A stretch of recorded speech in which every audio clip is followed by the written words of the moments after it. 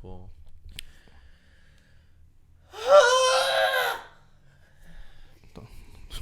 Sound like you got a hernia. Maybe I do. I don't know. I'm getting old, man. Yeah. Yep. All right. Boom, boom, boom.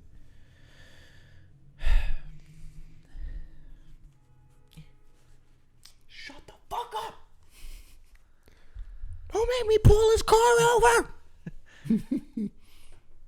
What's going on, everybody, and welcome to the first ever episode 19 of Good and Fresh, the show where a couple of dudes up to no good make some trouble in your neighborhood. Your hood, motherfucker. If you like that, you can head over to patreon.com/goodandfreshpodcast where you can get this show early along with a bunch of other fun stuff. If you have no bucks to toss, that's all right. You can still get this absolutely free every Monday on youtube.com. I'm one of your hosts, Charles LaRose, a.k.a.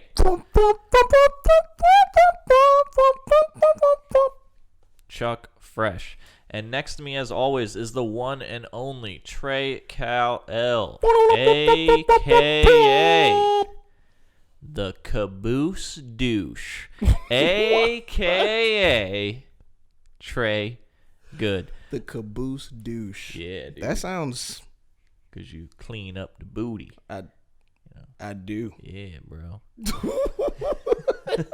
The way we're talking about it so casually. Yeah, well, I mean, hey, it's 2020. It's 2020, man. Let's be open. Let's be transparent. People are out here eating butt. How you know? I don't know. Because it seems like a lot of people have just been, Dibbling, dabbling in the Duke shoot. The Duke shoot. Yep. Been tossing the salad. Yeah. Yeah. Thousand Island dressing. Eating the shitter like an apple fritter, bro. Woo! Yep. Only if it's fresh out the shower. You feel me? Yeah. There's rules. There's definite. Some motherfuckers ain't got no rules. Some niggas is just sick and disgusting. Yep. Bro. Yeah. Ew. Yeah. Is this done for the intro? No, it's not. That's how I figured. So I was like, let me not keep going. This podcast is brought to you by BeGreaterThanEver.com, but we'll talk about that a little later. Just a little bit. It is also brought to you by your Patreon producers for the month of February. Returning, we have Big Mama Lou, a.k.a. She's got new knees, so she's walking around and stuff. Mama new knees. Mama new knees. Mama new knees. Nope. I'm sorry. Nope. No, we're ejecting that one. I was gonna say something. No, we're ejecting that one. That's my parents. Also brought to you by Patreon producer of the month, Jay Methods, a.k.a. Hollywood himself. Hollywood is motherfucking self. Hey, what up, though, Jay? Great gratitude, Mama New Knees, and Hollywood himself. That's a hard name, though. Yeah, Hollywood himself. That's not bad. That's like actually pretty dope. Yeah, Hollywood himself. Speaking of, though, well, we'll let him have it later on. Okay, I'll tell you later. All right, cool. But for right now, let's get into what is and forever will be Chuck's thoughts. Chuck's thoughts. I actually should sing it one time, but not right now. Okay, sure. So first thought. Yeah. We have talked about on this podcast, like color blindness and how people would see differently and what that would look like and all that crazy stuff, right? Yeah. But can you be colorblind in just one eye? So, you're like, oh, what the fuck? Everything's fucking crazy. And then you do this and you're like, it's normal. Yeah, it's normal. Yeah. I don't know. I mean, I don't see why not, Because people can be, blind in one eye, right? Right. Yeah. Yeah. So I don't see why they can't be colorblind in one eye. Right. But then it would just make their like vision weird. Definitely make their vision weird. Huh. Yeah.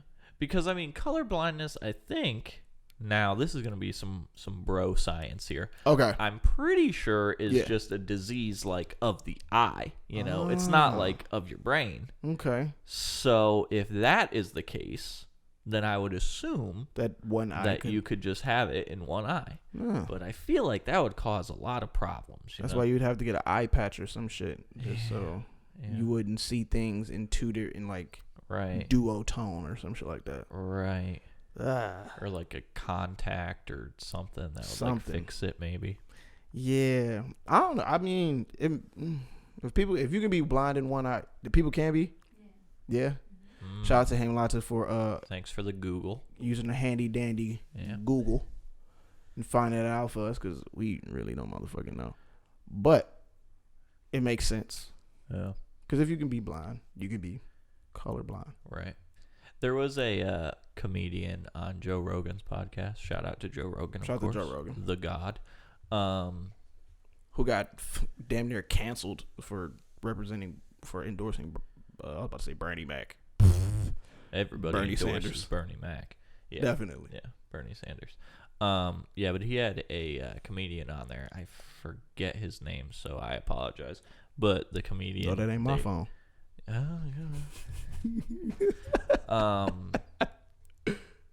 But the comedian would like say something, and then they would have Jamie, their like producer, their Hemi basically, like go on Google, and the dude would be like, "Give it a goog," and it just made me laugh. Give it a goog. Yeah.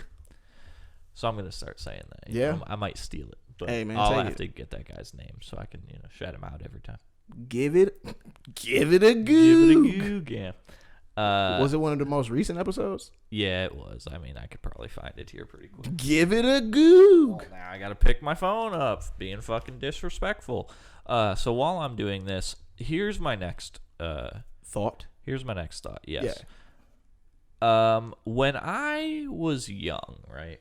Mm-hmm. When I was a young lad. When he was a young warthog. My grandmother. Yeah. Would call me and my friends a certain phrase. And niggas. No, she would not call us that. But it is... It's rather racist. I guess. To me, personally... It's not racist. I don't think so. Okay. But to some people, it might be a little... they do take offense to All it. right. And because it's Black History Month, I thought that we should bring this up just to clear the air. Okay. Because you are... an African American African American descent. Yeah, and you are one African American that I have a lot of access to, so I can ask you these questions. And when we're in this safe environment, it's all recorded, so you know you can't fuck me up. I mean, I could, but I'm. So my grandma would call us niggas. Porch monkeys. Niggas! Now, oh my God. But y'all was all little white boys. So. Exactly. Well, I mean, yeah, white and black, and also all the spectrum. But so she would call us porch monkeys, and I just always thought, it was because y'all just we were chilling just on fucking the porch. around on the porch, Yeah. But some people take offense to that. When you say some people, there's a certain color to that some people you're talking about. You typically, yes. Yes. So what's the thought? Is it racist? Well, historically, I guess it is racist. I don't even know how the term porch monkey actually became like a derogatory term towards African Americans. I think here's some more bro science for you. I think it's probably right. Oh, give it a goog. Also, was Mark Norman. Shout out to Mark Norman. All right.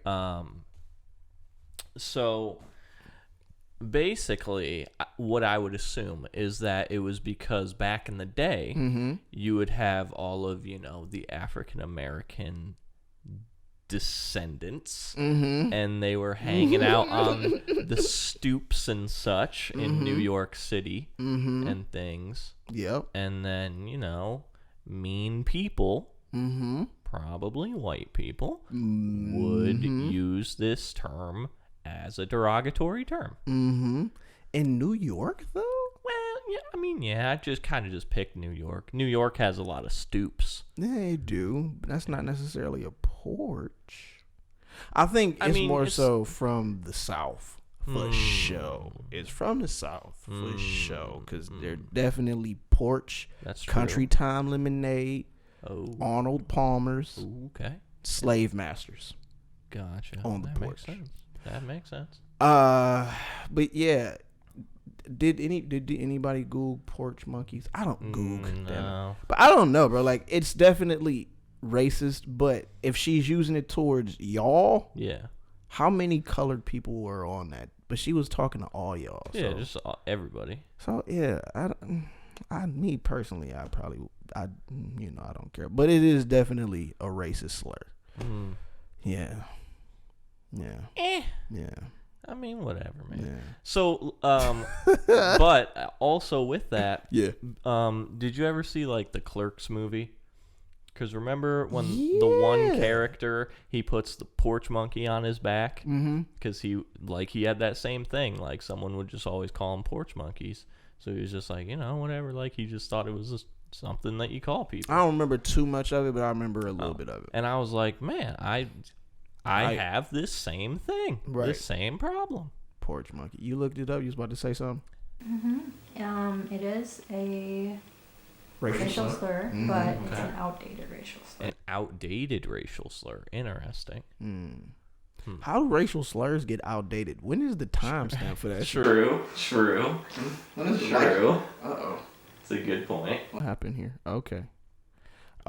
When is the expiration date on hey, we gonna stop calling niggas because it's out of style. Yeah. You gonna stop calling niggas porch monkeys because they ain't got porches no more. I don't know. Right. Yeah. I don't know. I don't know. And really, if so, you're young anyway.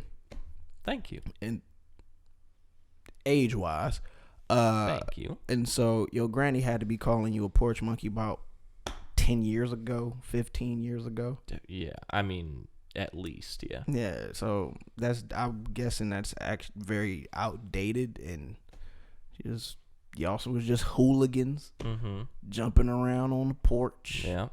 And plus, you're clearly white. Well, Caucasian, Italian, French. What is it? French and Swedish. Yeah. But yeah, so I don't take no offense to it because I'm no porch monkey, and you're not. Right.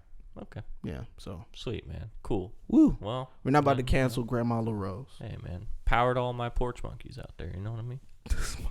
Crushing it, dude. Keeping it alive. Yep. Jiminy Crickets. Is that it for your thoughts? Yeah, that's it for my silly thoughts, I guess. Okay. I did put one on here, but it's more about the Super Bowl and I ain't see the Super Bowl. My interest in it. I ain't see nothing in the Super Bowl. I ain't see no commercials from the Super Bowl. Yeah. I didn't see the halftime show. Yeah, you're not about the sports balls. Yeah, no. Nah, not really. Anything with sports is what I meant. Yeah. I'm not too much on the mainstream shit, bro. Yeah, sports. Mainstream. Yep. Sports is mainstream as fuck. It's sports, I guess. Yeah, it's okay. It's sports. Yeah.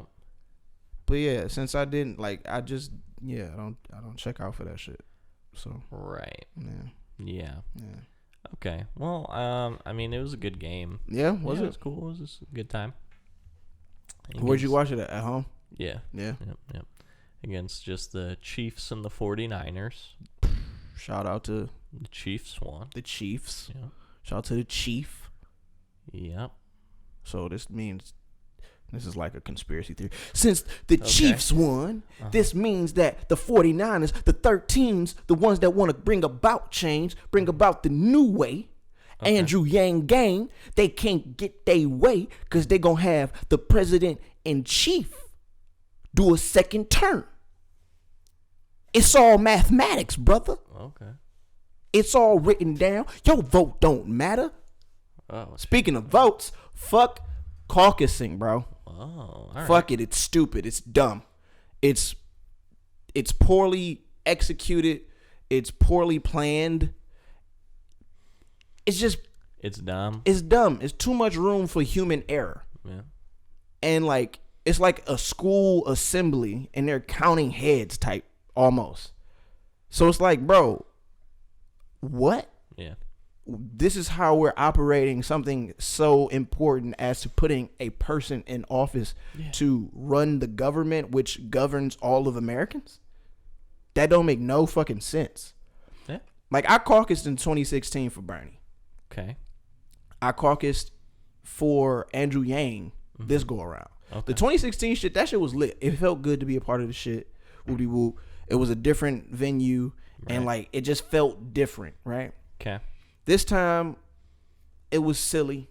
Right. It seemed like a show. Okay. Well, you about to say something?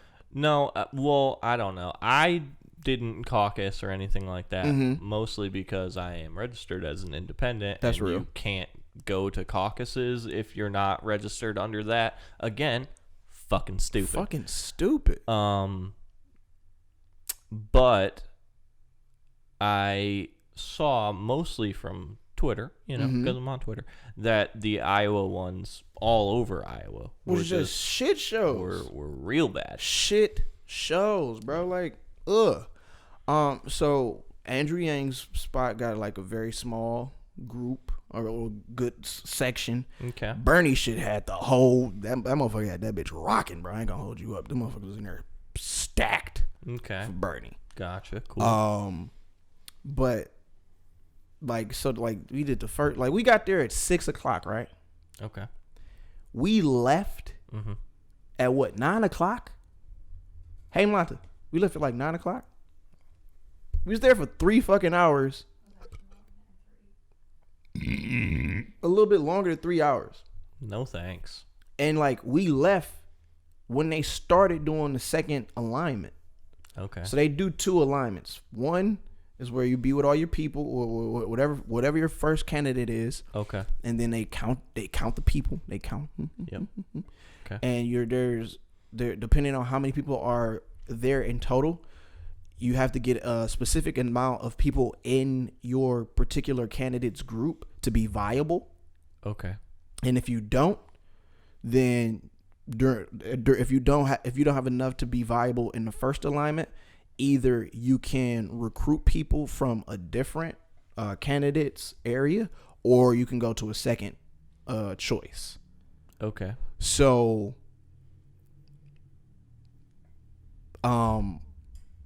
we didn't stay for the second alignment. Like, I don't blame you. and the whole time, like, Hemi was like, "Why are we even here? Right. What are we doing here?" Yeah. And I was like, "Damn, I'm sorry," because like I realized this is like, this shit is stupid. And then I was also like pondering to myself, group think is stupid. Like, I get collective consciousness. That's something very subtle. But the barrier or the resistance between that is group think. And like group think, to me, it's just like, it doesn't really offer too much space for individuality or real like critical thinking almost. Right. Now, so was Andrew Yang, was he like one of the viable candidates? No, he wasn't. So after the first alignment, he wasn't viable. Okay. And so first and foremost, like, so each candidate had somebody go up and like speak for him. Okay. And give what, like, do they kind of do like a little overview of almost. what the person's kind of about, and Kind their, of, like, or just stances and stuff? Yeah, or their own personal their own personal experience as to why they're choosing this person to caucus for. Okay. And I felt like the dude who caucused for Andrew Yang did not do a good job at all. And I was kind of upset at myself because I was like, I should have been the one to speak for caucusing for Andrew Yang. Gotcha. Because for one, I know how to command a crowd. For That's 2, true. I'm a fucking entertainer. For That's 3, true. I have like an understanding of how Andrew Yang's policies could help complement what other people are looking for in their particular candidates. So most people, want to like go for Bernie or Elizabeth Warren, and we never really get into politics here on the Good and Fresh podcast, but it's in the air. So most people want Bernie for universal health care, equality for women in the workforce. I don't really know what else they want Bernie for. Student loan debt. I know they want Elizabeth Warren for that as well.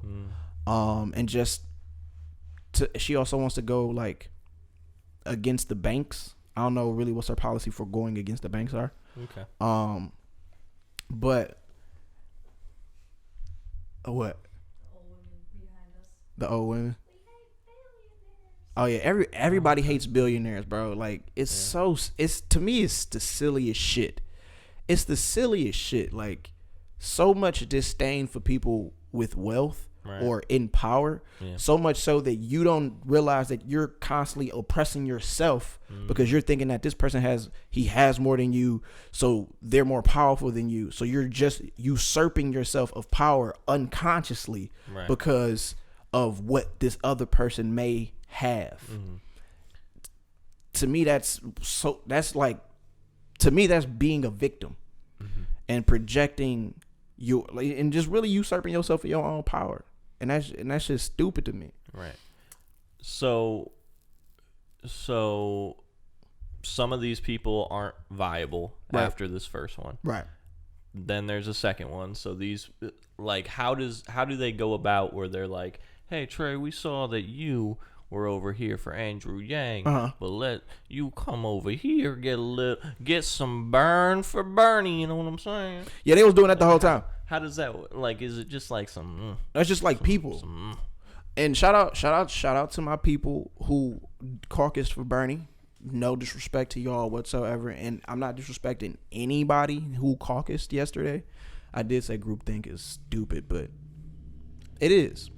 Yeah. But I'm more so talking about the premise or the execution of the premise caucus. of caucuses seems pretty fucking stupid. Pretty fucking stupid. Granted, I've never been to one, but we're going to create an app for caucusing. Apparently there was an app created, but Pete Buttigieg and other people, I seen a little bit of something that on Twitter, it crashed. yeah. Right. That's why everything has been delayed. Right, Niggas exactly, yeah. Because there was some like vote counting kind of things like that, and then a bunch of them in Iowa like crashed and went down, so they don't have like correct results and all sorts of stuff. That's just stupid. But yeah, so people from other candidates would come over to the area and be like, "Oh, so, hey, we've blah blah. Well, if you don't get viable, we would love to have you over at Bernie's, blah blah, or we only need 5 more for Elizabeth Warren, this and that, and the third." And I was just like, bro, I'm not going nowhere. Like I want to vote for who I want to vote for. Right. And like I really don't like this system, because if the person I want to vote for isn't the Democratic nominee, then I'm pretty much forced to vote for whoever is the Democratic nominee. Or kind of, yeah. Or if I were to like vote for somebody independent, they're like, well, your vote doesn't matter. Like, if we have a right to express ourselves in any shape or form, we should be able to do that without other people's judgment, persecution, or that's really the 2 words I can think of at this moment. But we should be able to do that without people saying, "Oh, you're wrong," for your choice and your decision on who you want to put in office. It's your constitutional right to go vote, you know? Absolutely. As Diddy said, vote or die. Vote or die, bro. You know? But yeah, and I mean, even when it really comes down to it, you can literally just write in who you want to be president. Facts. So, like, the nominees don't really matter. They don't, but then Like, they do, I guess. they do. I don't understand politics They enough. do. I'm going to be real with you guys. But it seems like, really, yeah, you get the backing of, you know, the Democratic or the Republican Party. But in the end, it seems like it doesn't really matter. Yeah, no, it doesn't really matter. Like, it seems, I'm thinking about this in real time. Okay, The wheels are spinning. I see it. It seems like it would be more helpful because if you were backed by the party, then they would get you in front of more people, things like that. You would get to go to whatever the convention thing and stuff that they have, things like that. But in today's day and age, You can be where you got the Twitters, you got the Instagrams, you got the Facebooks, you got the Ubertube. Yep. You got all these things. You can get in front of anybody you want pretty easily. Absolutely, and that's one of the things like Andrew Yang has been utilizing to his advantage. But yeah, man, it's just I don't know, bro. I was talking about this at my job today. It's just like, why? Because one of the things that they were talking about at the caucus was like how they're tired of the divisiveness in politics or in government. Sure.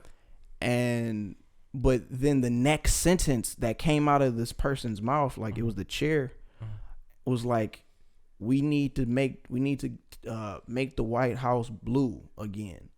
So like we're talking about getting rid of divisiveness, right, with a device of divisiveness. Right. It's not about, you want to get rid of divisiveness if it serves you. Yes. Right.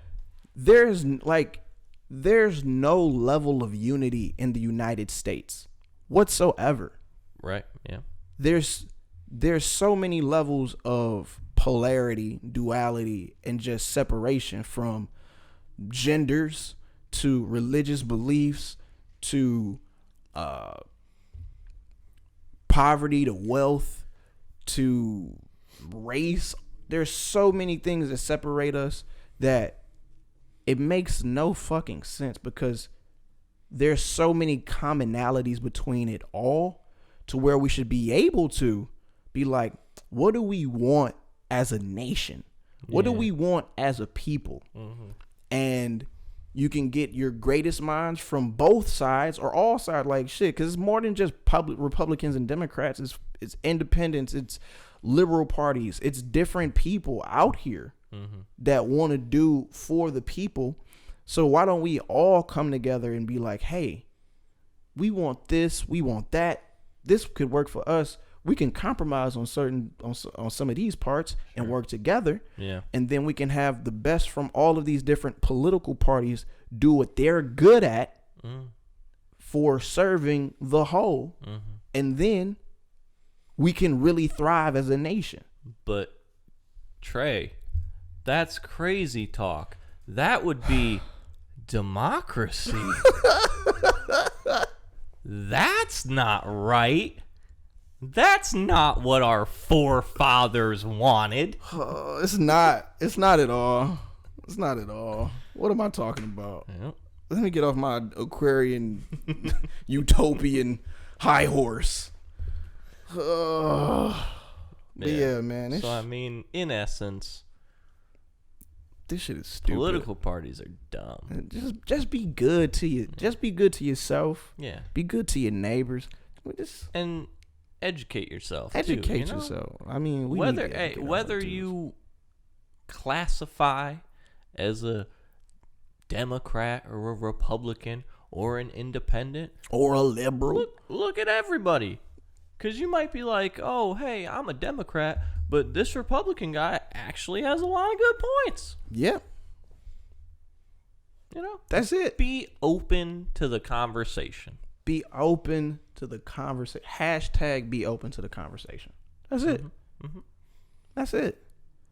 But a lot of motherfuckers don't want to be open to the conversation. No. A lot of motherfuckers can't even conversate. No, can't do that. It's just kind of sad. Not really. I'm not sad at all. It's just stupid, right? And I have not been using the word stupid and dumb this much in a very long time. Yeah, that's what happens when you get into politics. Stupid. Yep. Dumb. Yep. I agree. But aside from all that, man, I did DMT for my birthday. Yep. Yeah. Is that gonna? Well, I mean, I feel like that should be story time. Should it be story time? 1,000%. So do I talk about it we're gonna right get now deep or into later? it. Let's talk about it later. Okay. But now they know. They know. Story time. Story time. So let's get through these other things that we got here. All right, let's do it. You want to start off with anime with Trey? Sure. Or you want to start off with Drip or Skip? Nah, we can switch it up. Why not? Let's Fuck it. switch it up. All right. We going to kick it off with anime with Trey. Yep. You know, everybody's favorite segment of the Good and Fresh podcast. That's what they say. Yeah, that's what we know. Where I, Trey Good, Ficky, that motherfucking nigga, bring Charles LaRose, a.k.a. Chuckie Fresh, into the world, to the wide world of anime. You know, the thing you all love and enjoy. Me too. So, first and foremost, we got 3 people up, and this is the first individual that we got up. Right. Right off the bat, I got this one nailed down. Okay.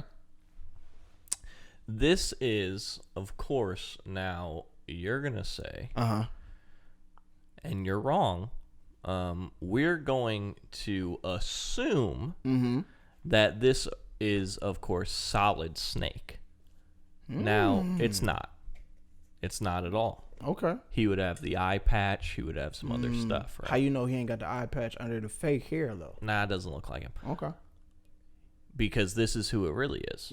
It is the dude from... I'm going to be real with you. I haven't played all the Metal Gear Solids, so I don't know the backstories of all of these characters. But this is going to be that Raiden guy. Yeah. Yeah. Because he looks more like him. But he doesn't have his sword. He just has his little knife there. Little knife, yeah. So this is Raiden from Metal Gear Solid. Whichever one he was in. I think 4. 3. He was in 4. I don't know. Okay. Those are one of them. He was in one of them. A couple of them, I think. And he had his own. Yeah, I think he did have his own. He had his own. So that's who this is. Yeah, no. Okay. This is White Blood Cell U-1146. I'm going to be honest with you. That name sounds like a Metal Gear Solid name. Yeah. So Close. still up in the air. You're right. So yeah, he's a White Blood Cell. Okay. Is he from Osmosis Jones? Your favorite anime? He's actually from Cells at Work. That's the name of the anime. Not a great name. Cells at Work. So you know what a function of a white blood cell is, right? It's white and it's a blood cell in your blood. But It's the white ones. What's And when you have AIDS, they go away. no, I think so, right? yes Pretty and sure. no. Okay. They become a lot more than what they're supposed to be in the human body, to where it attacks the human body. Okay. And then they don't have the T cells to like keep them in check. Okay. But or it's like they don't have enough T cells. That's why, because there's another cell, like it's like the killer T cells. But these motherfuckers are the first, not the first. Yeah, they one of the first lines of defense in the human body. Right. Yeah. So whenever you got bacteria, germs, viruses, flus, these motherfuckers come out ready, bro. Gotcha. Strapped. Cool. Hence, bro, with the knife, Right. ready for war. Got to drop these people into China right now. Because the Coronavirus. Yeah. You right. We Fucking got him, dude. got to drop a whole bunch of U-1146s out this motherfucker. But yeah, bro, he functions as a fucking white blood cell. The anime itself is very informative, bro. Like, it's like educational and wild all at the same time because they're killing all the viruses all the time. But the viruses are like people. Or like monsters. Yeah, they're like monsters. Gotcha. In humanoid form and shit. Okay. Do these people live in like a body? Yep. Okay. Yep. Gotcha. Yep. Interesting. It's pretty cool. So it's kind of like Osmosis Jones. It Do they kinda have like- cars and stuff? And like buildings? They have buildings, but I haven't seen cars. Sounds a lot like Osmosis Jones. Okay. Yeah. That's cool. This makes me want to watch Osmosis Jones. It's been a very long time. Probably doesn't hold up as well as you Probably think don't. it does. All right. So, yeah, this is White Blood Cell U Uh-huh. 1146. Okay. All right. This is the next character. Hmm.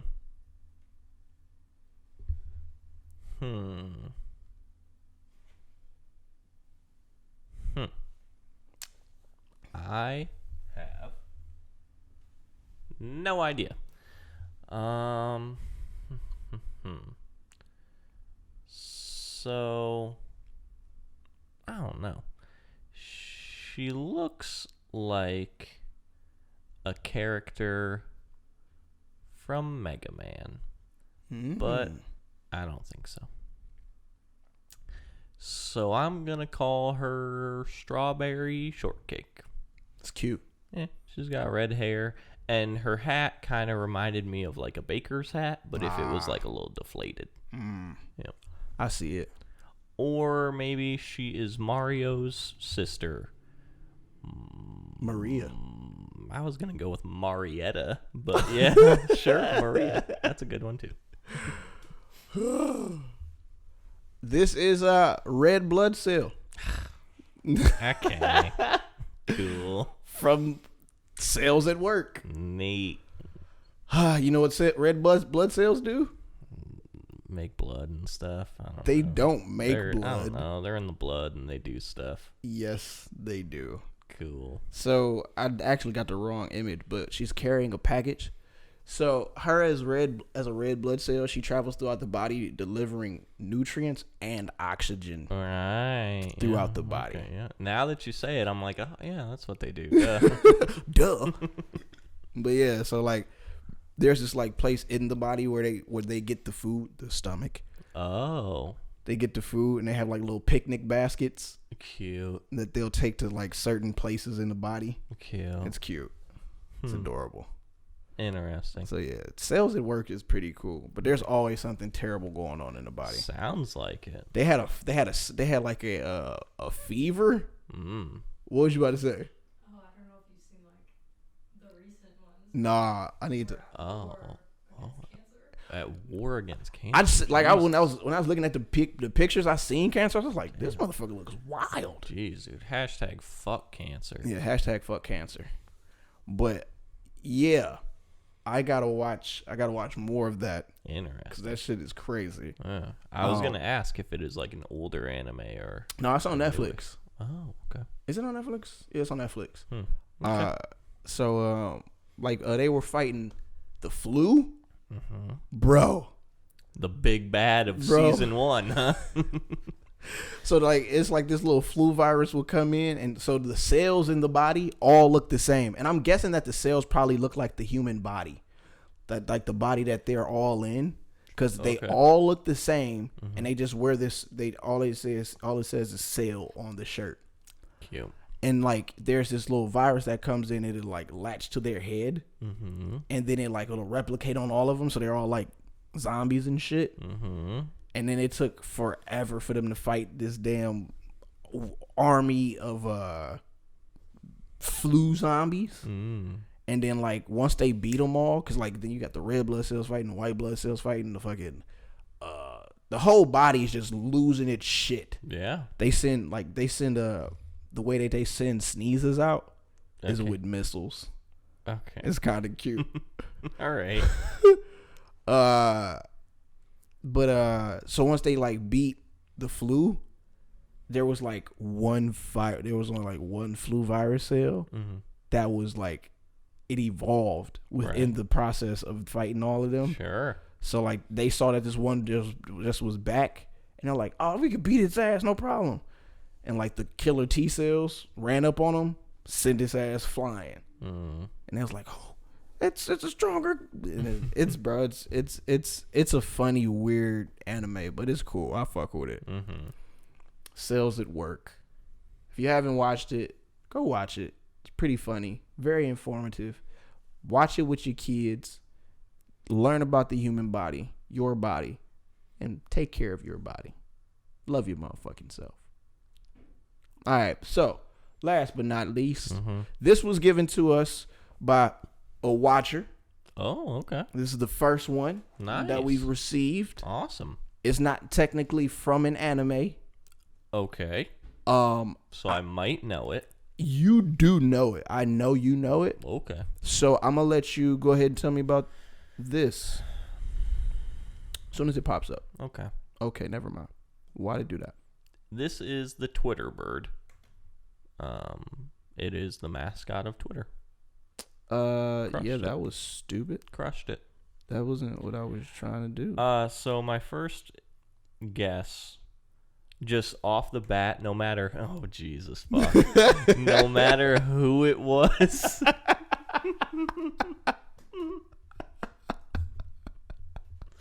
I fucking hate you, Chris. Hey. That's hilarious.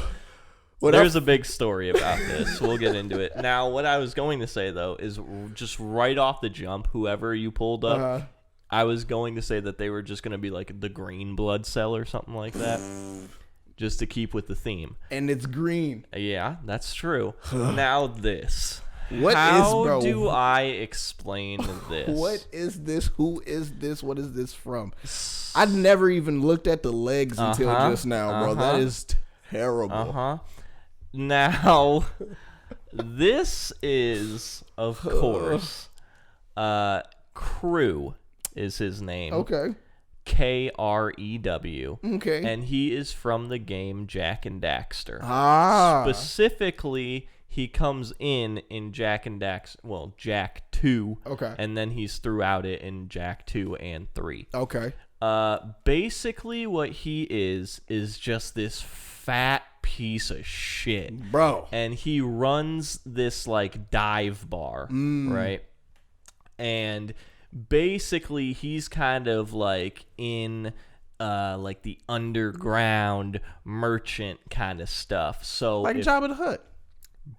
Pretty much, yeah. It's Okay. pretty much their version of Jabba the Hutt. So, like, you know, if they get cool shit and stuff like that, he'll know about it. If there's like some schemy shit going on, like he's all in with the underground kind of stuff. He knows what's going on, but he's just this fat hunk of shit, bro. He's enormous. Now, the funny part of this is that I have called Chris Crew for so long. Okay. And we always joke about Chris and how he's a fat fuck and how he has meat sweats. Oh, God. And how he's just worthless. Oh, God. And he loses his breath when he walks up the stairs. Oh, God. Chris. You guys are terrible friends. Chris is not. He's not fat? It does in pictures I've seen. He does not look fat at all. All right, he might not be fat to you. Okay, but he will lose his breath while eating. And this kid eats all the time, bro. What? All the fucking time. Oh, that's hilarious. If he's not eating, he's whining that he's not eating. Oh, jeez. He's just. He's worthless. I fucking hate Chris. He's worthless. Everybody of course, in our group chat, known as the Bros, I have pictures of all of my friends. Now, granted, they might be photoshopped pictures. Right. They might be real pictures of them that I just think are fucking funny. Mm-hmm. All sorts of things like that. And they'll change throughout the years. You know, whenever some funny fucking thing I see with them in it, Put them on it. It's up for grabs. So this picture has been Chris's contact picture in my phone for years on end. Damn. But it's photoshopped, so it has like his face on there. Oh God. Yep. And I always say that I want to get him a little fan so that he can, fan himself off when he gets the meat sweats. It's like fan under his neck folds. Oh man. So this is Crew. Okay. From Jack and Daxter. Wow. Yep. I love the story behind it. Thanks, Chris, for Hilarious. sending in this great piece of content for us. Great entry. I still don't like you, but great entry. But yeah, you want to see? But so yeah, bro, that's Anime with Trey, man. If you love it, anybody watching, if you want to send in an anime character, video game character, comic book character that you don't think Chuck would know, or you think Chuck would know, and just want to give his rundown on who this person is, his own backstory, send it to me, and we'll make this shit happen. Bet. All right, so great. You already know what we about to get into now. Yep. Drip or skip. That's right. The segment where I, Charles, bring Trey into everything that is fashion and shoes and cool stuff. Yes. So we have a couple shoes. Yeah. And then we have like a fashion sneaker. Ooh. I saw you was getting the shits together. Had the spikes on. Those loose? No, but we will get to them. Okay. So these first ones. Those look like the first ones ever, right? Okay. The first ones ever. Yep, they're the first shoes ever made. Yeah. Are they not the Air Bethlehems? The Air Bethlehems, Jesus Warm. No, those are the Air Jordan 1s. Crushed it, dude. Good job. The OGs, right? Yeah. Yep. These are what are referred to as the band ones. The band ones? Yes, because Michael Jordan wore a different shoe. It's a whole long story. Michael Jordan basically wore a different shoe. They were called the Airships before Nike came up with his like signature model. Okay. Jordan 1's very similar to these Airship shoes. Okay. But when Michael Jordan wore the Airships, he wore them in a different color, these like red and black kind of sort of colors. And the NBA was like, no, can't do that. Can't have black on white. Racism. Yeah. So that's dumb as fuck. Before the Bulls' first game, Nike had these shoes ready to go so Michael Jordan could wear them, and the NBA was like, no, you can't wear those shoes. So they are the banned shoes. Now later on, Michael Jordan did wear these in a game, but he came out with, of course, the rookies, as I like to call them, or the Chicago ones, which are a red shoe with a white base. Yep. I like those better. 100%. So yes, these are the banned ones. These come out on Saturday. Oh, do they? On Saturday. Hey. The problem is that because they are the banned ones, and that Nike is doing this new beginnings kind of thing. What the fuck does that mean? Basically, ones are becoming like popular and in now. Air Force Ones? No, Jordan ones. Okay. Because Off-White did their whole thing, and then Travis Scott had his. So like ones are becoming like a huge commodity now, and everybody likes them again. So Jordan's like, oh, now that everybody likes ones again, let's make them like how we actually made them. So these ones have like the high collar and everything like that, like the original ones had back in the day. So they not retros. They something. I mean, they're retros are just when you bring the shoe back. Okay. So it doesn't matter. Okay. Retros, you're just bringing the shoe back. So these are retros, yes, but they are to the specifications of what the originals would be. And yeah, they're fucking awesome. Now, also, that's what I wanted to get to. Also, these, because they're, the bands, and they want to do this big whole fucking hype beast bullshit. Right. Stop it, Nike. Just cut that shit out. These are going to be limited to 23,000 pairs. Hey. 23 being Michael Jordan's number. Right. 23,000 pairs. That's not bad, is it? It's terrible. Oh. Fucking make more shoes, dude. Man, They're gonna sell out. They're the banned ones. You got kids in China, bro. Mm-hmm. Making these, bro. Mm-hmm. Had they ass make them. Mm-hmm. In abundance. Yeah. It's fucking stupid. I'm joking. So, gonna catch a fat L on these ones. Can't wait. You might get them, bro. Yeah, okay. You can get them. Yeah, okay. I believe in you. Yeah, on sneakers. That app's about as good as the fucking Caucus app that you guys were talking about. Well, since you put it like that. Yeah, it's about to be a fat L, but whatever. It is what Man, it you is. could do it, bro. I think you can get it, bro. Thank if you you. really want it, you can get it. If you get 2 pair, get one for me. That's 1,000% not gonna happen. But yeah, I like. Oh, I'm supposed to say I'm dripping in those, right? Sure. Because I'm obviously dripping in those. It's Okay. hard, bro. Fantastic. Great. Fire. I agree. So, And I like the colorway. definitely. So, this is going to be the second pair. Now, how do you feel about these? Supreme Air Force Ones, all white. Yep. I used to like Air Force Ones. Mm-hmm. But just looking at these, it's like, Mm-hmm. I don't like them. Okay. I don't like the Supreme. Okay.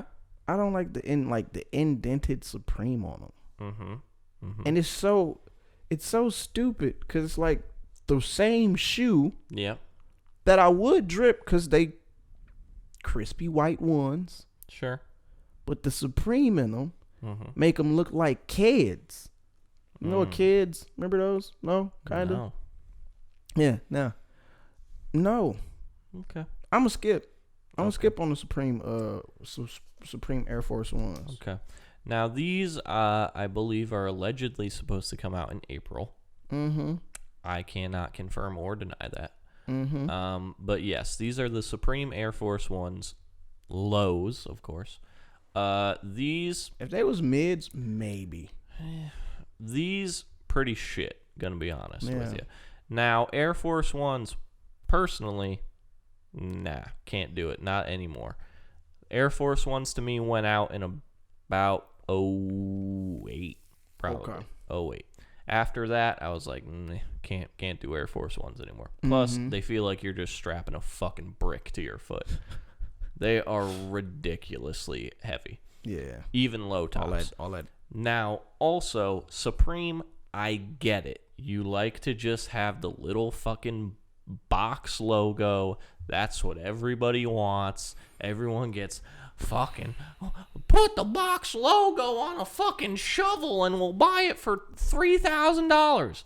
It's fucking stupid, bro. Yeah, that sounds. It's dumb. Supreme, you're better than that. At this point, you're better than that. I respect you as a company. You guys are crushing it. You make some cool stuff, but like just putting your logo on a fucking shoe, that's your collab. I mean, That's your collab with Nike. You're guess, just going to put your tiny little logo on the back of your shoe. Now, here's the problem with this. These are probably going to retail for whatever fucking Air Force Ones retail at, $100 maybe. What are they going to resell at? This is a Supreme Air Force One. These will probably resell for $1,500. Are you serious? Probably more. Let's be real. Probably more. What the fuck? Just because it's Supreme. Really? It's fucking dumb. Yeah, no, I'm skipping, bro. I'm skipping. These are by far a skip. And if you buy these shoes and then just like buy them just to resell them, fucking throw your entire collection out, please. We don't need you in this community. It's fucking ridiculous. Let them come up, bro. Let them get them. Fuck that. Let them get their hustle on, bro. No, not at all. Shit. Here's another thing. Mm-hmm. because we're on that topic of reselling. Bro, This is something that we haven't really touched on in Drip or He's Skip. on y'all ass. The whole reselling community. Okay. Reselling. Listen up. Yeah. Reselling. Personally, I think fucking stupid. Especially if you're going to talk that shit then. Back years ago, before there was a StockX, before there was a GOAT, all these things, right? When we were in the gritty, in the grit, in the mud, in the gritty of buying shoes, which is really like eBay 2011, 2012. Okay. So really not the gritty, let's be honest. But you would have to get on Facebook. You would have to join the sneaker groups in your local community. Right. And then you'd have to be like, oh, you got that pair? What are you trying to trade for them? You trying to sell them? How much you want to sell them for? Where do you want to meet up? We got to make it a public place because I'm not trying to get shanked over some fucking Jordan 8s. You know what I mean? Feel you. I was about that shit. About that motherfucking life. Really about it, bro. But here is the thing. What is it? If you buy shoes with the complete and utter intention to only resell them, you a bitch. You a bitch. You are a hardcore bitch. You're a whore. Big whore. Big whore. Cunt. You're a douche, bro. You are a caboose douche to the fullest. Why you call me a caboose douche? Because you eat the booty up. Like, these guys are just caboose douches, bro. They're trash. They're trash. Well, damn it. If you buy the shoes, wear them, love the shoes, and then you're like, hey, man, hey, you know, I got to eat. So let me sell these shoes. Respect it. 100% respect it. I mean, if you buy shoes just to sell them, wear your shoes. That's real. That's the rule. I respect that. You seem definitely like a purist. 100%. Because here's the problem. What's the problem? Kids ain't got no shoes to put on their feet. Kids don't have any fucking morals anymore. Yeah, that's true. You got kids out here just running a fucking muck, and we got to put an end to it. Because here's what happened, and it infuriated me. I see. There's people out here who, when the great, the legend, Kobe Bryant passed away, people bought up all of his shoes off Nike. Oh, no. So people were like, oh shit, did Nike take all of his all Kobe's stuff down? Yada yada. No, it sold out in fucking seconds. Wow. Thousands of pieces, thousands of items that otherwise would have just sat on the shelves, no big deal, they're, you know, whatever. No, because he passed away, everyone fucking ate that shit up. Okay, cool, whatever, that's fine. Then you're gonna go on StockX and you're gonna raise all those prices of Kobe's. Yeah, that's whole shit. You reselling fucks. If you resold some Kobe Bryants in the last 2 weeks, you a hoe. Fuck yourself. Throw your entire collection out. Burn it on fire. I never want to see you in any shoes again. You deserve to wear some fucking Heelys for the rest of your life. Tell that nigga, you deserve Heelys. There was one shoe, I think it was called Soaps. Okay. Remember when Sonic Adventure came out and he could like grind on rails? Kind of. You're talking about those shoes that had like a little bar underneath them, so when you could do shit, it would like spark out and stuff? Yes. Okay. I think they're called Soaps. I think something like that. I'm gonna give it a goog. Yeah, there you go. Yeah. But yeah, that I respect. I feel you, bro. Cause terrible. That shit made me so angry. And then there was like I forget what his name is, and regardless, I don't want to give him any clout. But there was some kid who like put up a video on YouTube or whatever talking about how like he bought some Kobe's and then like flipped them for a whole bunch of money. And then like, you know, because I follow the big sneaker community sites. Right. They were like, yo, Twitter, do your thing. And this kid got fucking roasted, bro. Hey, I mean, Just atrocious. he still made them that guap though. I mean, yes, but also at what cost? Because now you put it on Twitter or you put it on like YouTube and you put it on your social media, so like you're done. You're blackballed in the community. It's over for I guess it's over for him. 100%. I hope you got enough to like create a new life. Doubt it. Just delete your Twitter and YouTube Pretty much. and Just like change your name. dude's canceled. It's over for you. I was right. It's soaps. Okay. They have to grind bar. These shits Damn. probably are terrible, Look them up on StockX. How much they go for? bro. Size 11. These bitches on what? On eBay, Okay. $319. $319. There's one for $231. There's a clearly used pair for $120. Bro. No, can't do that.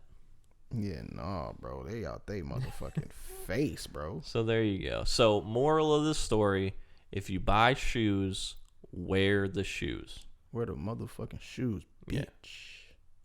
Otherwise, fucking leave them, bro. Yeah, nah. You know, literally the worst part is when you're sitting in line all night waiting for the shoes to drop. And then, you know, the door's open, you're staying in line, you have to kind of look and be like, oh, yo, what size do you wear? Oh, what size are you getting? Trying to, like, fucking figure out how many pairs you got to go through until you can get yours, trying to make sure everybody's got their right pairs in the line. You're trying to keep it nice and cordial. And then you get to the end and they're like, oh, shit, we don't have your size, sorry. Damn. Because some fucking scumbag who wears a 9.5 had to get a fucking 11 or whatever. Like, day after day. God, man. Seems I swear. like a push against the... Sneaker community, be better. Be please. better, man. Love each other. Let's make it happen. Yeah. All right. Well, So these are the last pair. okay. Still sneakers, I would say. Okay. But they're more high class. High fashion. High fashion. Okay. I actually like those. Okay. I like those. I'm dripping in those. I don't even know what the fuck those is. I like those. Okay. These are from the illustrious Italian fashion house. Uh-huh. I'm going to butcher this name, so I apologize. Giuseppe Zanotti. So they Giuseppe's. Yes. Okay. Now, Giuseppe's usually more of a woman's shoe. Make a lot of high class women's shoe. Very all sorts of crazy designs, crazy intricacies. Dope. Okay. Super and dope. What's the name of these? These are just called the Doris. So are these women's shoes? No, they're men's shoes. Really? They make men's shoes as well, and like boots and all sorts of stuff. But Giuseppe is just known as like a more women's shoe, women's footwear kind of thing. Giuseppe's on her feet. Right. Now, you said that they do remind you of Louis Vuittons. Yeah, they do. I agree. They do remind me of Louis. Of course, I believe Louis also have this like kind of mid construction, but they also have them in like loafers. And, oh my god, I want to get those loafers so bad. Oh my god. Oh my god. Oh my But they're like $1,400. You can do it. Yeah, I guess. These ones right now though on sale $625. What? I'm just saying, man. Just saying. Look, I'm about to get this Fuck next fuck job, up bro. that bank account. Feel me? I'm gonna stack up for a couple months. There you go. Then I'm gonna get some shoes. Nah, Yeah, I'm gonna eat some ramen, but have Giuseppe's on your feet. that shit's dumb. Dumb. Yeah, but yeah, you said you would I'm rock dripping. them. Yeah, I'm dripping in those. I would 1,000% drip in these. Yeah, These those are are- awesome. Yeah, they make my face smile and my heart feel good. I like them. Hmm I want some. I agree. They're fantastic. Bet. Way to go, Giuseppe. Good job. Shout out. Keep going. Okay. That's it. That's Strip or Skip. Good drip or skip, bro. I'm You glad you learned got a lot. Yeah, I'm glad you got that off your chest. Mhm. And respects for the sneaker community. Mhm. And Yeah, man, y'all niggas got to do better, bro. Like, I get it. Like, I'm not knocking nobody's hustle. Y'all get your paper, boo boo. Yeah, But true. be moral. Yes. What is morals though? I can get into a whole nother conversation. I'm gonna leave that shit alone. Okay. But yeah, we can talk about it all night, but man, that shit just pisses me off. Jiminy crickets. Because I've been on the other side so many times of just not getting the shoes. Being like, God, fuck, man, I wanted those so bad. Damn. You know, and then you just have to live with it, or you have to pay these fucking outrageous resale prices. I'm like, bro, come on. You know, if you're not gonna wear the shoe, just let it go. Just let it go. At the end of the day, they're just shoes. At the end of the day, bro, they just shoes. Yep. They just shoes. It's not that important. Nah. But you know what is important? Let's hear it. The game that never ends. Oh, okay. It is important because it is important because we need to see this fucking historic comeback. That might be the next game that never ends. Because this one's pretty much a wrap, B. I don't think so. A wrap. All right. That. You know about the game that never ends. It might end. It might not ever end. But this one right here has been going on for a while. Yeah, it has. This is Mexican Juan. Yep. Not to be confused with that other game. Mexican 2. Yeah, nah. Not that one. No. This last time we ended it on Blue Juan. Okay? The illustrious. Illustrious. And am I at the front or you at the front? I'm pretty sure you threw that out. You threw out the I did, yeah, because so we switched it. Yep. Okay, so it'll be my turn. Yep. Whoo! How do I want to play this? Okay, cool. So I want to do Uno. Oh. The color. Okay. The color is. What you want the color to be? I don't care. What do you want the color to be? You are putting the next card down. I'm not, because I don't play. Oh. Okay. I don't play. So you would be putting the next card down. So what color do you want it to be?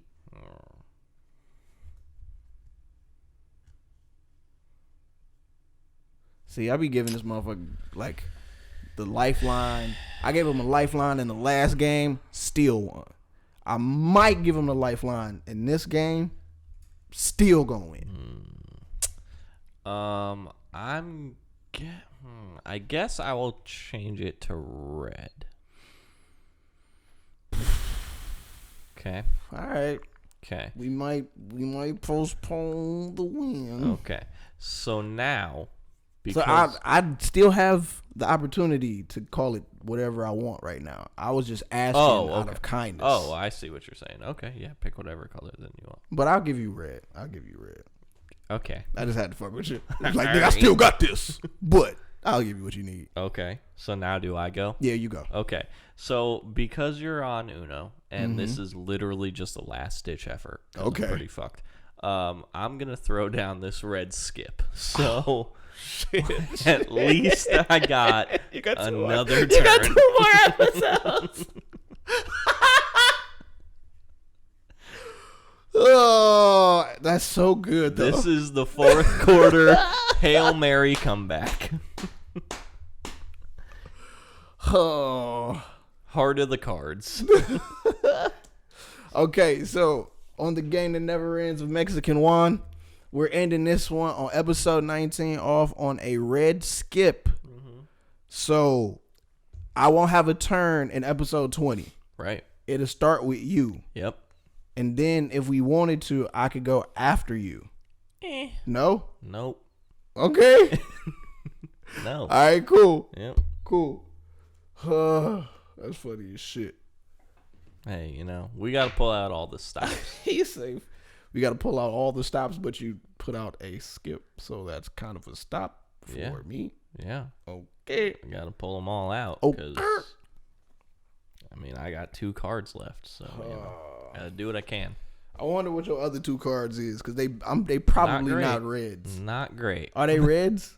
I'm not going to tell you what they are. Good thing I got another wild on my hand, because it don't matter what motherfucking color I needed. But yeah. So, I'm just fucking with your mind. You don't know what I got. Nope. That's kind of intense. It's like little burst of intensity. That's true. That shit true. just was like, oh fuck. Yeah. I just got skipped, and I know I can't play for the next game. Right. I gotta wait a whole fucking week to play. Yep. This is how you felt. Yeah, it fucking sucked. I got to play, but I'm like, damn, I don't get to play next week. Mm-hmm. Motherfucker. Yeah, you got a lot to look forward to. Anyway, how you doing over there? You good? Cool. What was I about to say? Story time. Yes. That we alluded to earlier. Story time. So, January 30th, 2020, Trey Good, that would be me, had reached the ripe young age of 32. Favorite number? Favorite number? Magic year. Magic number. Magic year. Things have been magical. I don't know. I had experienced a dimethyltryptamine. My phone is ringing. Dimethyltryptamine. This is my sister. Let's get my sister and my nephew Okay. on the podcast. Sure. Why Twinkie and JR. I'm supposed to come over your house? not? Okay. You want me to come over your house? Yeah. You know I live in Iowa, nephew. Happy birthday. Oh, that's what he Happy birthday. Happy birthday. Cute. Happy birthday. Thank you, JR. I love you. I don't love you anymore. You don't love me anymore? Tell him you love him. Jeez. Don't act like that. It's okay. It's all right. I get it. I know. We just got your message, and he heard you saying, "Yeah, I'm gonna come over." He's like, "He gonna come over my house?" I said, "Yeah." He said that. Well, look, I'm currently on we're filming my podcast right now. So, I'm going to call. Oh, hello. Hi, sis. Hey. I know she in the corner. Hi, love. Say hi, fiancé. Hi. That's Chuck over here. Hi. Hi. But yeah, I was just about to talk about my birthday. So, it was cute. Okay, well, happy birthday. We love you. Call me when you done. Call me. Okay. Okay, all right. I will. This guy, that boy, wow. All right, I love y'all. He's fucking up on the bed. I'm tired of him already. Bye. Say love you, Dr. Trey. Funny head? What you call him? Okay. A butthead. When I see you, I got these hands for you. Butthead. Uh-huh. All right. I got to get out of here. Bye. I'm going to beat his ass. A booty head, I think. you call it. Yeah, he's calling me a booty head. Yeah, that makes sense. What? Oh, Trey Cal L, a.k.a. booty head. Dub his voice. Booty That'd head. be good. That'd be nice. Motherfuckers. But yeah, for my birthday, I had dimethyltryptamine, known as DMT, out here on these streets. Crazy, man. Maybe I shouldn't be talking about these things, but hey, because it's illegal. But hey, fuck it. It's on the Joe Rogan podcast. Who gonna stop me, huh? That's true. Who gonna stop me, huh? Mm-hmm. Anyway, this was like my 3rd time doing DMT, Okay. and this time was unlike any other time. Okay. For one, This time I took 2 hits, which were like, they weren't back to back, because if they would have been back to back, I don't know what would have happened. It was still, I didn't know what happened during this. The first dose wasn't as traumatic as the second dose. Okay. Because the first dose, I was pretty cool. Mm-hmm. Then the second one is when the beast was awakened. Interesting. Okay, so let's go back to this first one. Okay. Then let's start with that. Okay. So I had my homie who. Now let's all. Oh, go ahead. Sorry. No, what you about to say? No, you were getting into what I was going to bring up. Let's. Yes, I was going to set the table. Oh yeah. And Okay. yeah. Be like, this wasn't just some weird fucking thing. No. So I'm gonna set this all. I'm gonna set this all the way up. Okay. So I had some dimethyltryptamine that was gifted to me back in November. Okay. Me and the lady had went to Florida Okay. for the soul fam reunion. Yep. And my intention was taking it down there Okay. with the lady. Right. We obviously didn't end up doing that. Okay. So I had it for like forever, and I just put it up under this rose quartz that's next to my bed. Sure. And almost forgot about it. For real. And then in the midst of, what do you want to do for your birthday? What do you want to do for I really didn't want to do anything for my birthday. But shout out to everybody who came through for the juice bar. The juice birthday shebang. Yeah, it was a good time. That was thrown together by Hamlata Davy Khalil, my baby. And that was like a day before my birthday. That was the 29th. And then the day of my birthday, well, actually before then, was it 2 days before then, baby? The 28th or the 29th? So the 29th, I remembered that I had the DMT. And I was like, oh, I'm going to do DMT. And so I had reached out to my homeboy who is a shaman. He is a shaman of sorts. Okay. And he helped facilitate my experience. Sure. So my birthday rolls around. He comes over later. It's like 7 something o'clock, 7 at night, whatever. Okay. I get showered, I get clean. I'm lit. I'm over here meditating. Douche the caboose. I douche the caboose. You feel me? I'm pure because this whole week I've been eating raw for the most part. Okay. So like I'm vibed up. I'm ready to go. I got my essential oil diffuser going. Got some chanting going on. Okay. And I'm in here just zenned out. Bro arrives. And then we communicate about what we're finna do, what's the goal. So like my goal with doing DMT this time was to have a like a blast off moment where you leave your body, so to speak, because I haven't had that happen. No thanks. Up until this point. Okay. Well, I haven't had it happen yet. Okay. And so like I was like, that's what I want to happen. And he was like, well, it's probably gonna be 2 hits that you need to take. Okay.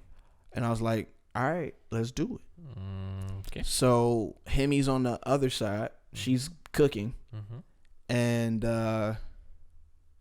yeah, so we clear the space, do some Palo Santo smudging, get it real peaceful, real zen. Okay. And then he tells me like what I need to do. So he's like, I'm a vapor, because he had this long pipe, pause, and he was vaping it. And then so he told me how to do it, and so I'm listening to his guidance. I take the first hit, I pull, and he's like, I'm gonna ask you to do it. After you take the first pull, you're gonna exhale, and then you're gonna take another hit. So the first pull that I did, and he was like, exhale, because you had to hold it. My exhale, like I normally exhale real slow. So when I'm exhaling, it kicked in. Yeah, sure. And then apparently he was trying to give me the second hit, but he was just like, I was in there like, and I couldn't I couldn't do it. And so when that happened, it was a very relaxing type of like experience, but even still, like I was talking, I was still kind of like vivid, and like I was within this mirrored box. Like the first time I ever did DMT, I was in like a mirrored box, and it was super vibrant. Everything was alive. Everything was love, and like literally spelled out love. Right. But the characters that spelled out love were women in sexual positions. And so like that's when I realized everything was love. So it was kind of that same vibe. Sure. That familiar setting. That familiar setting. Okay. But in this setting though, it was like it was weird. Okay. So like in this, it was different to where like everything became that, but I could still like I'm pretty sure like I had my eyes closed and open, but I can't fucking really remember for real. I just know that I was experiencing shit. But the dude who was who was facilitating for me, he kind of started taking on this different like thing, image, okay, right? Sure. And I'm thinking that motherfucker's trying to kill me on the low. Okay. Right? Yeah. And I'm really not trusting him. But then somehow I just lean back on the bed, and I'm having these visions. I'm having all of this like, and I'm pretty sure that he's putting together a universal surprise party for me. Okay. It legit felt like everybody was finna just pop out of nowhere and be like, surprise. And I knew Hemi was like the mastermind of the whole shit. Yeah. But it wasn't just going to be some regular party, bro. Right. It was going to be the Rock Nation brunch of parties. Yeah. Okay. It was like a surprise orgy. Oh. Yeah. Okay. Not the kind of party I was thinking. No. Okay. No. Well, good thing you douche the caboose then.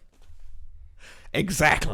That makes sense. Okay. But so this whole time, like, and mind you, like my experience, I don't know time, space, none of that shit. Yeah. They said it was like 20 minutes, but sure. the first part, it like after like I'm starting to realize that it's about to be a like surprise party and shit. It starts coming down, but during that first part, I can't remember what was happening. I think I was losing conscious. Oh, like even while I'm telling this, it all back. It starts coming back. Okay. So I was like in the process of like losing consciousness and like letting go. Okay. And I guess I was scared. I was scared of it, and then I screamed Haim Lata's name. Oh. Like there was a lot of times I was like Haim Lata's name was like my mantra for a minute. Okay. And so I would say her name, and then like it got to the point where I'm like. And everything's getting quiet. Everything's getting very, and I start freaking the fuck out on the like low. Yeah. Because I'm thinking like shit is starting to kill me. What the fuck? I can't let this over. Like I thought some Illuminati shit was going on. I thought the Boule shit was going on. I thought a whole bunch of shit was going on. Okay. And then I'm just like, I'm Lata. And then like it's feeling like everything just was like, no, we can't fuck with him right now. Okay. And then that's when she came over. Sure. And so she was just in there. She was just in the space. Yeah. Okay. And then I start coming down. So I came down off the first time. And I was just like, yo, that shit was wild. I thought is this shit a party? Like, what's going on? Because she had just made some cupcakes for Sam. Then Trina had left. And I'm thinking in my mind, like, these niggas are on the outside of the door. I heard people coming in. I heard, like... motherfuckers was coming. I knew it. Is people here? Is this a universal surprise party for me? What's going on? Right. And y'all was trying to kill me. Right. And another thing too, like what I was seeing, I swear to God I saw it on Twitter before. I swear to God I seen it like as somebody who either added me or just something that I was scrolling by before, and I seen it as like a GIF to where it was like, you're going to die, you're going to die, you're going to die. Oh wow. Like you're going to die. And I'm like, I seen this shit before, and I'm telling them that, right? And my shaman is like, you want to die. Like, you want to die. Because even in like the experience of like you're going to die, and me, my ego being afraid of dying, I still knew that I'm not going to die. Sure, like you're gonna be okay. Yeah, that I'm gonna be, but nothing dies, like at all. Oh, okay, yeah. At all. Right.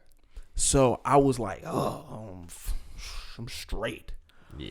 But he told me like, yo, you kind of want to die. You know what I mean? In order to have that liberated experience, and then you'll have some bliss, some experience that is beyond the physical that you would have never experienced had you not let go and surrendered. I was like, oh, all right. So I pretty much, like, as soon as I got out, I'm like, I want the second dose. Ooh, I want the second dose. This sounds, no. I want it. See, okay, now you recounting this story. If it was me, right, and I had this exact same experience, you'd have been like, no, fuck that, I'm done. Yeah, after that first one, I would have been like, no. This safety safe is unsecure right now. I would have been like, this is not right. I don't like this. Yeah. I don't like where this is going. Yeah. My anxiety is up. Yeah. And my vibes are down. Yeah. And I'd be like, nope, no can do. Nah, I didn't have that though. I didn't feel like my vibes were down. I wasn't scared, bro. Like, I was paranoid. I ain't gonna hold you up. Like, after the whole shit, I was paranoid. Yeah. Like, for a few days, I thought motherfuckers was still trying to kill me. Yeah. And I'm pretty much convinced that Hemi would be the one to kill me. That's fucked up, but okay. And I accept it. I don't think so. I don't think so. But okay. So like I wasn't too much tripping off of it. So I was just like, I was ready to. I want to experience that. Like, that's my goal. So I'm like, all right, look, I want the second dose. Let's do it. But he gives me time.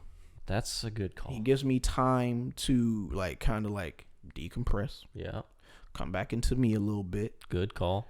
And so probably like 20, 30 minutes passed. Okay. After I come down, and he was like, okay, we're gonna start the second dose. Okay. Because he would have just kept it at 1. Sure. Yeah. Mm-hmm. Yeah. Maybe you should listen to your shaman guy. Oh, crazy. He didn't say that. Well, sure. You know, he's just there. He's along for the ride, just shamaning you through it. Yeah. But I mean, yeah. Okay. All right. Second round. Yep. Okay. We do the same thing. Yep. I'm supposed to hit it a second time. Nope. Don't do it. Yeah, definitely don't do that. Couldn't do it. Nope. Hemi was there this whole time, this time though, right? Okay. And so, woo. Yeah. This was wild. Yeah.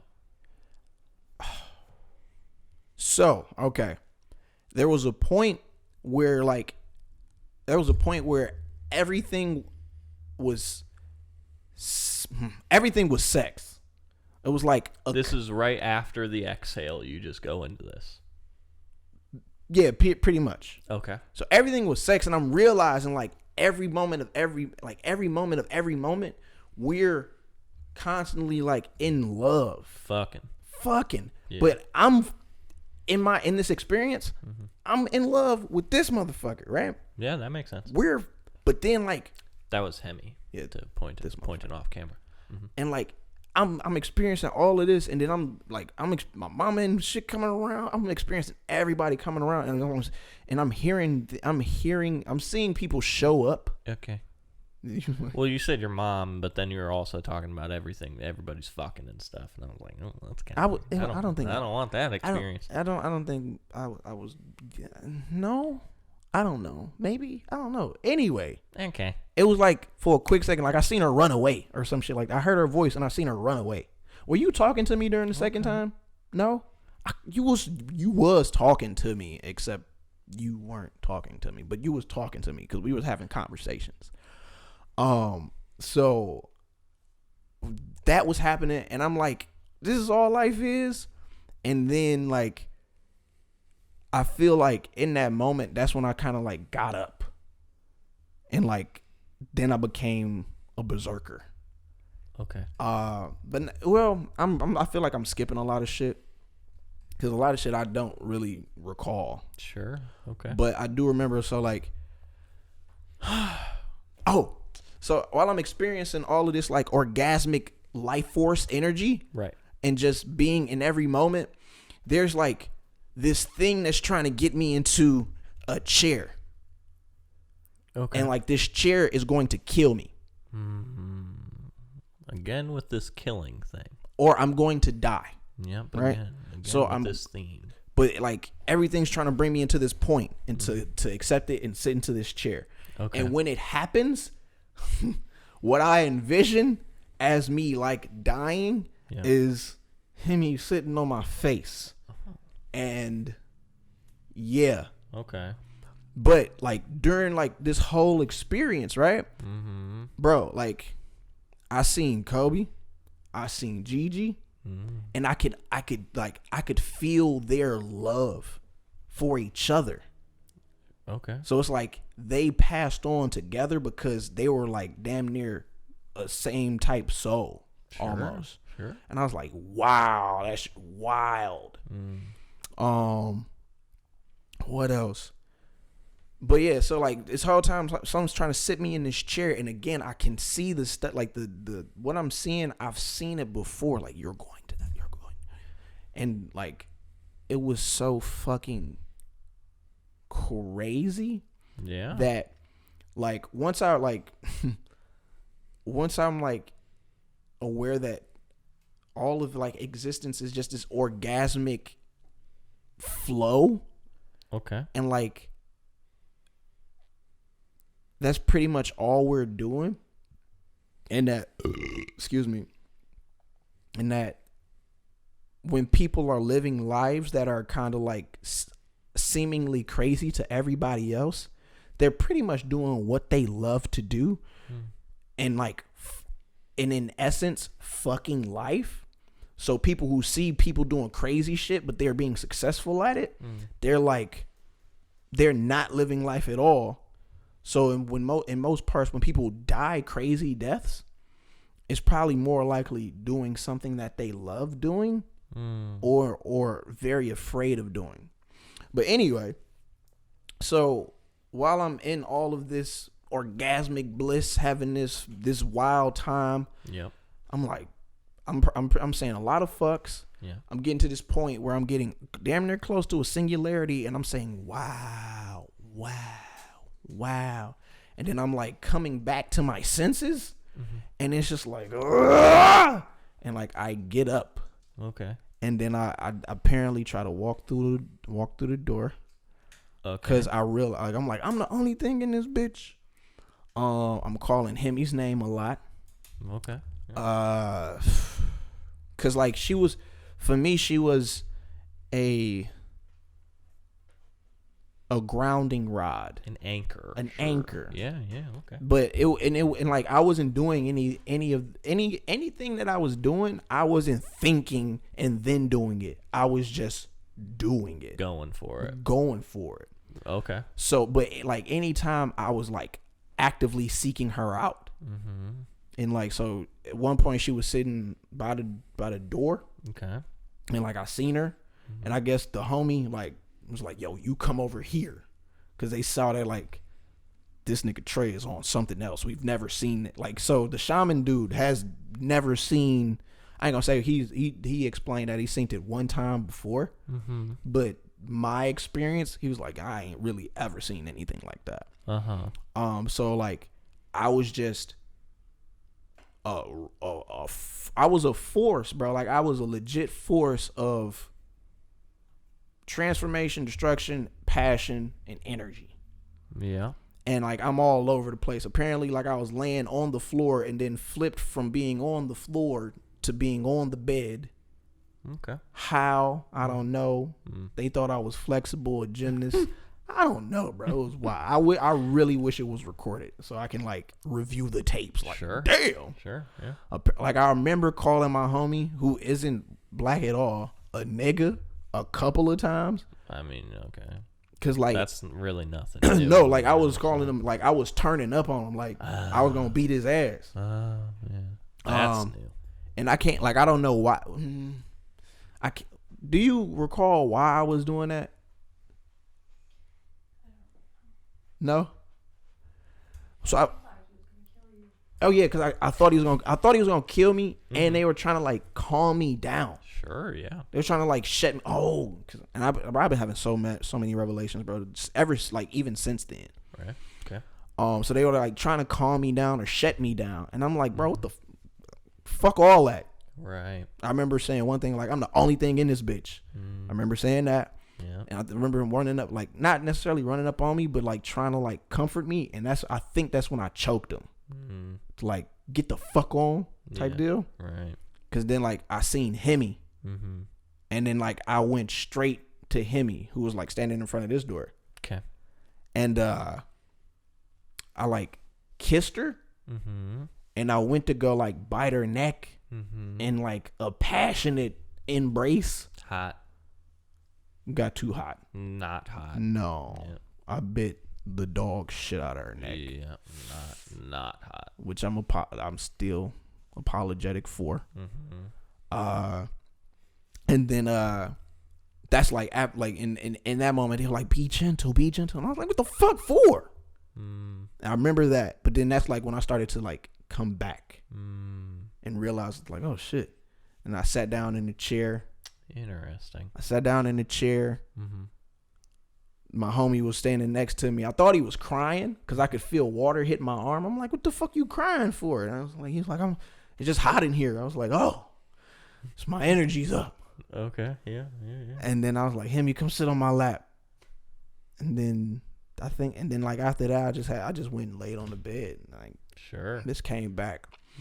So it was a hell of an experience. It was a lot, bro. Yeah. It was just the stories a lot. It was a lot. Huh. It was so much, and like even just the story is just not. Doesn't do it justice. No, not at all. Would I do it again? Yep. Interesting. What's the question? There's a lot. I guess the biggest one. Okay. Now that this story has been told, why? And you've had a couple days to, ponder over this. Why this recurring theme of death? Now, granted, all the things that I have read and heard about of DMT, they do talk about this ego death, right? But yours doesn't really seem like that. It seems more of like a fear of people around, like a physical fear of the people that are around you, which I've not heard of. Right. Nah, I've never really felt like people were going to do anything to me, consciously. But then when you start to like peel away the thoughts, sure, that, the logic behind things, you become like very primal. Yeah. But from what I experienced, like from my experience and from my integrations and revelations since then, I realized that like my ego in those moments was so powerful in the sense that it's been trying to protect me this whole entire time, like my whole entire life, that at those junctions, it was like, nah, we not about to give up or let go of what we've been protecting and keeping in bound for so long. No, we got this shit. Like, let's hold this shit. Like, let's shut it down. Let's shut it down.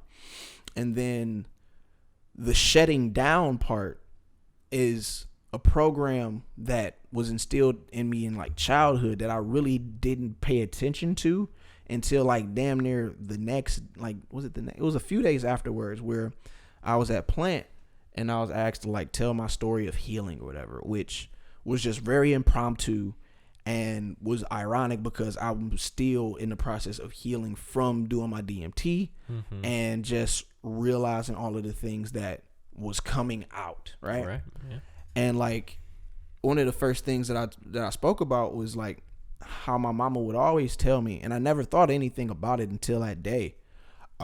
She would always tell me that like I would sleep all day and be up all night.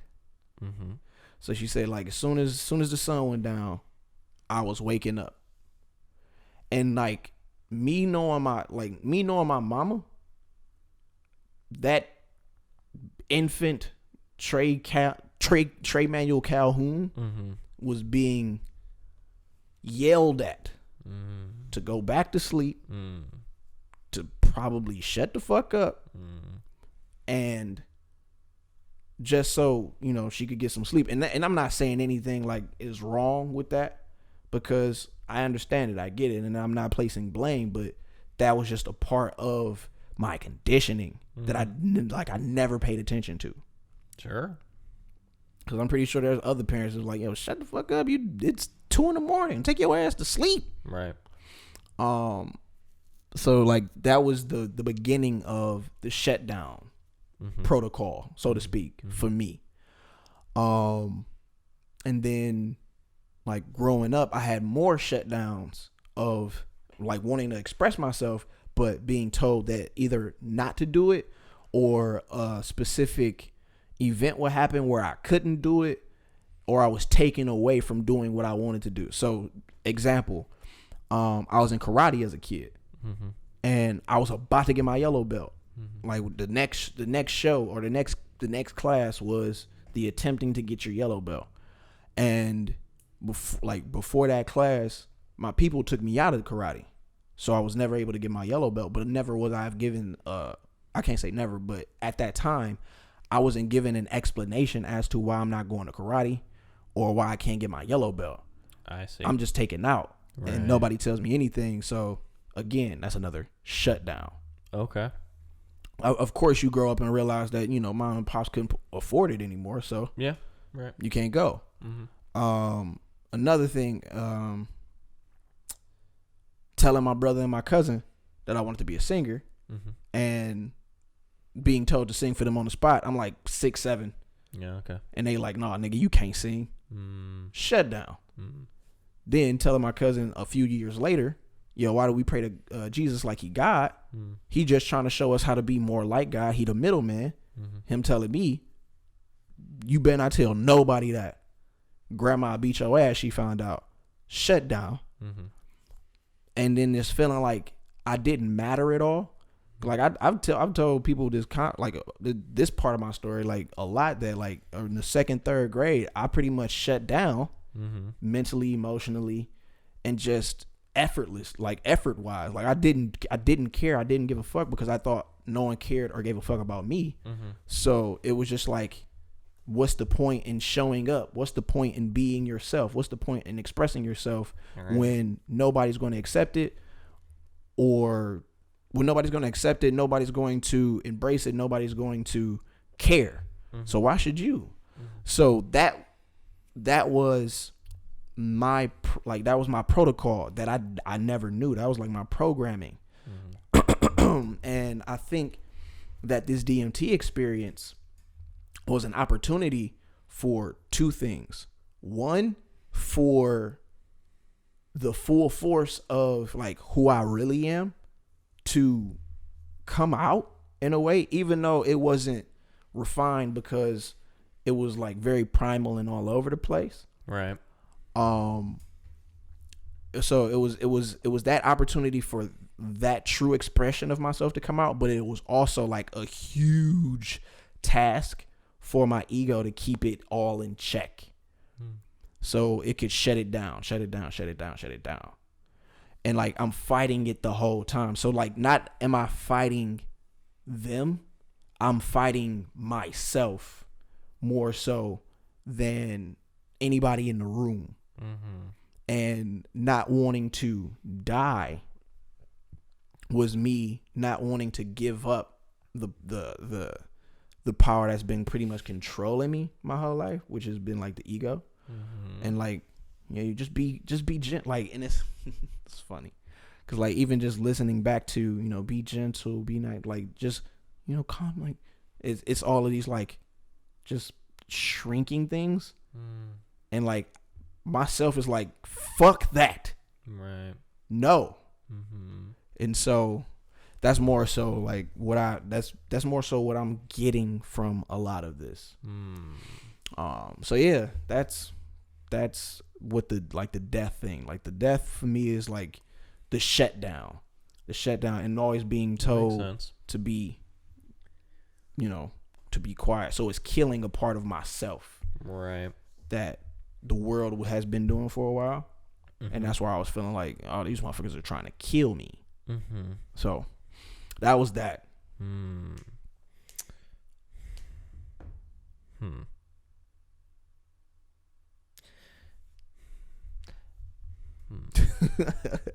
Now, also interesting is that it seems that your lovely, wonderful wife, Hemi, was more so the anchor for you in this whole thing. Because when it was getting a little too much, she was kind of there, and then you would sort of, calm it down a little bit. Calm it down a little bit. So, interesting. I think more. Well, what was you about to say? That's kind of it. I'm just processing it all, really. It's a lot to process, bro. I'm still processing that shit. I think the reason why, like, Hemi was more so my anchor in that experience, and like my expression towards her was what I really want to express to her. You know what I mean? Because I know that at times she might not think that I love her beyond a shadow of a doubt, or that she matters as much as she does to me, because I'm different. And I think different shit. But I think that was my unconscious self being like, you are going to be, not even you're going to be, but you are this to me. You know what I mean? And I don't know. I can't like really put it all into words, but it wanted to be, it's the rawest emotion of passion and love that I could express in that primal state. Yeah, in that moment. And just wanting her to know, like, without a shadow of a doubt, that that's it. You know what I mean? So I think that's what that was. Cause she very much is an anchor for me. Definitely. Yeah. But I don't have. I mean, she's way cooler than you. And you wouldn't have any friends without her. Nah, bro, I wouldn't be. Nothing. You wouldn't be nothing. Nope. Not a damn. Yeah. Nah, no. I can't even plainly, jokingly say shit like that. Cause I am something, regardless. That's true. You know what I mean?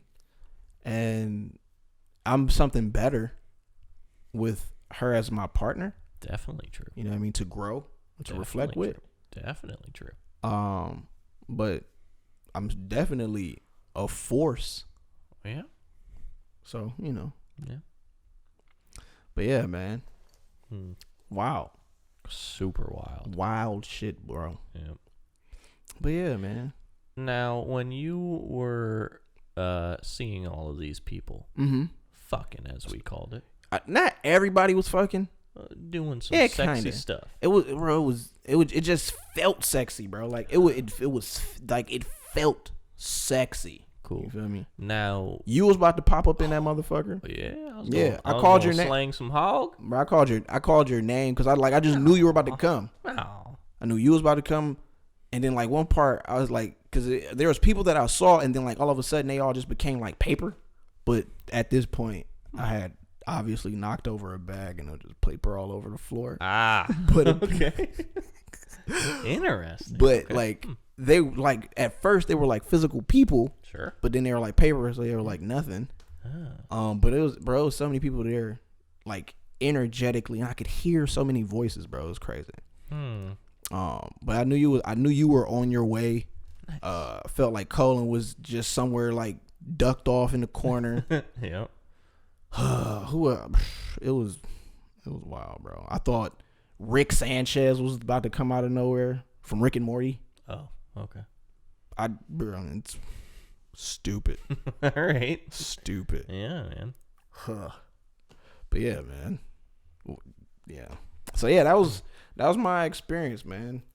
Story time. It's a wild one, man. Yeah. It's definitely a wild one. Yeah. Yeah. Would I recommend other people do DMT? Yes. Because not all people are going to experience the same thing. That's true. You know. Yep. And again, like I'm not saying I'm not ever fucking with it. I'm like Right. I definitely am. Sure. Like I want to do the Bufo Oliveris. I want to go do ayahuasca. I want to do all of that. You feel me? I want to expand and explore the farthest reaches, the deepest depths of myself, so that I can show up in this world in my totality. Okay. However that shows up, because I don't know. Like I'm finding it out. Yeah. More and more. Yeah. It's kind of, I was gonna say it's kind of scary, and it's not. It's just unknown. Yeah. You know what I mean? Yeah. But yeah, I think I'm better for it. Honestly. Yeah. Yeah. Yeah. Yeah. You might still be kind of shit. I mean, hey, look. But hey, work in progress. Hey, man, you know, maybe, Well, probably not. I don't think I'm shit, bro. I know I'm not. I know I'm the shit, but not just like a shit person.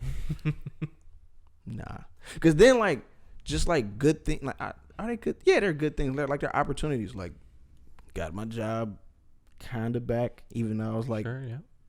kind of doing freelance shit, but Yeah. I'm back. Cool. At this particular job. But even before then, like a person just offered me a position to be a part of their team. I'm like, and they hit me with the numbers. I was like, okay, I'll do it. Yeah. And that's something that like I've never really been, interested in doing, bro. Like having to travel to go do something else. Right. It's like, you know what? Right. But I'm like, I'm with it. Like You were like, oh, that's a bag full of paper that I want to keep around. Yeah. I see what you did. Yeah. But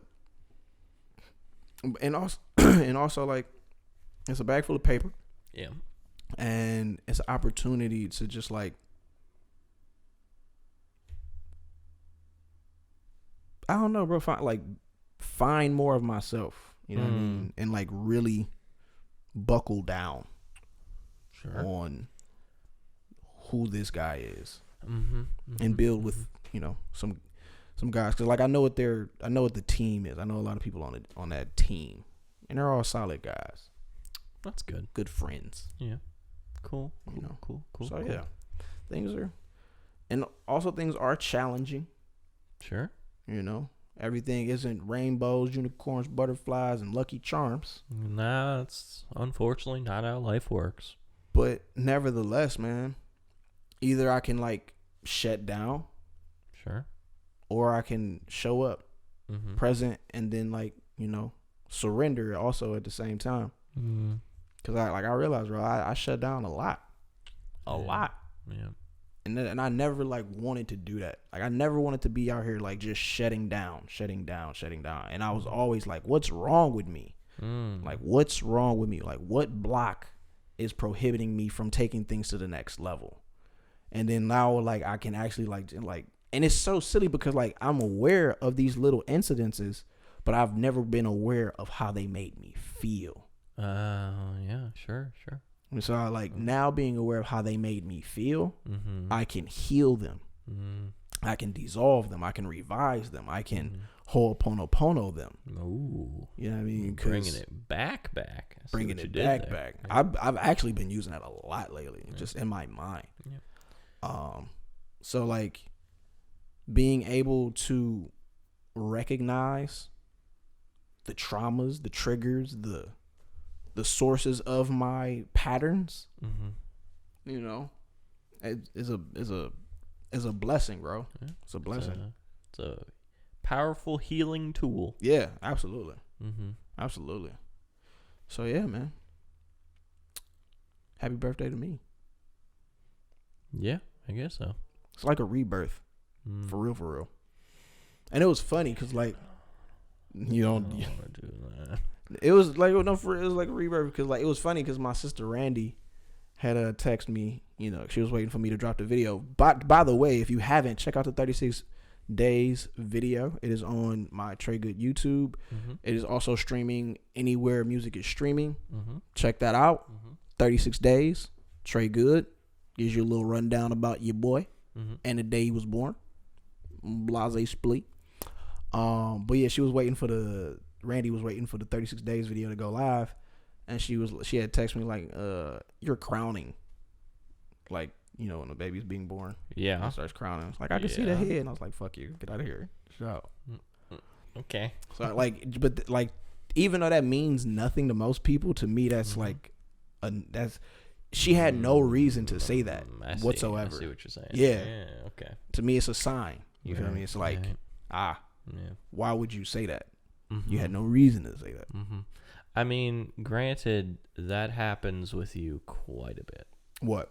Where, like, you'll be talking about something, or somebody will say something, or much like this podcast will say something, and then for whatever reason, it just comes back. Yeah. It's the pattern.